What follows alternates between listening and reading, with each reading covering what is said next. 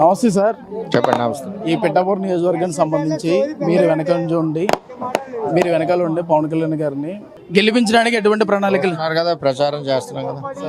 Sir? మీకు ticket రాలేదని చెప్పేసి గతంలో మొన్నటి వరకు కూడా గొడవలు జరిగినాయి. దాన్ని సద్దుమణి చేయడానికి చంద్రబాబు గారు వచ్చి మాట్లాడడం కూడా జరిగింది. అంతా అయిపోయింది. ఇప్పుడు ఎందుకు కొత్త ఎపిసోడ్? కొత్త ఎపిసోడ్ కదా సార్. ఇప్పుడు మరి అంతా అయిపోయింది. పార్టీలో ఉంటుంటాయి ఇబ్బందులు, కుటుంబం అయ్యాక అన్ని రకాలుగా ఉంటాయి. సిస్టమేటిక్ గా వెళ్తాం. నాయకుడు ఎలా చెప్తే అలా వెళ్తాం. సార్, మీ ప్రతినిధి అయినటువంటి వంగగీత గారిని ఏ విధంగా ఎదుర్కోబోతున్నారు? ఓడిస్తాం. అంటే ఏ విధంగా సార్? ఏంటో ఏ నమ్మకం? విధంగా అంటే ఓడిస్తాం. ప్రచారంతో ఆవిడ 5 ఏళ్ళు కనపడలేదు, 5 ఏళ్ళు ఎక్కడికి రాలేదు. ఓడిస్తాం.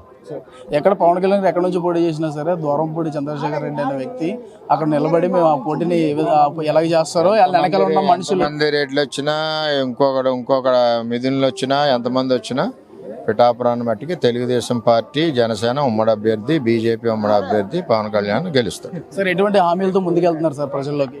ఇచ్చాం మేము అన్ని. మేనిఫెస్టో ఇస్తాం. మేనిఫెస్టో వస్తుంది కదా, అన్ని కూడా ఉన్నాయి. అంటే మీరు వ్యక్తిగతంగా మీరు చెప్పిందంటే మీ కార్యకర్తలకు కానీ మీ ప్రజలకు కానీ అదేవిధంగా ప్రజల్లోకి ఏ విధంగా ఎటువంటి ప్రణాళికలు వేసి వెళ్తున్నారు? ప్రణాళికలు ఉన్నాయి. అన్ని వ్యవసాయం చేసి రైతులను ఆదుకోవడం ఇవన్నీ కూడా ఉన్నాయి. త్వరలోనే మేనిఫెస్టో వస్తే మొన్న పవన్ కళ్యాణ్ గారు చెప్పారు. పురుషోత్పట్నం ఒకటి, ఏలేరు ఆధునీకరణ ఒకటి, ఇవన్నీ ఉన్నాయి. అన్ని కూడా చెప్తాం. పవన్ కళ్యాణ్ గారు సార్ ఒక్క 2 నిమిషాలు సార్. పవన్ కళ్యాణ్ గారిని ఎన్ని ఓట్ల మెజారిటీతో గెలిపించబోతున్నారు? భారీ మెజార్టీతో గెలిపిస్తాం.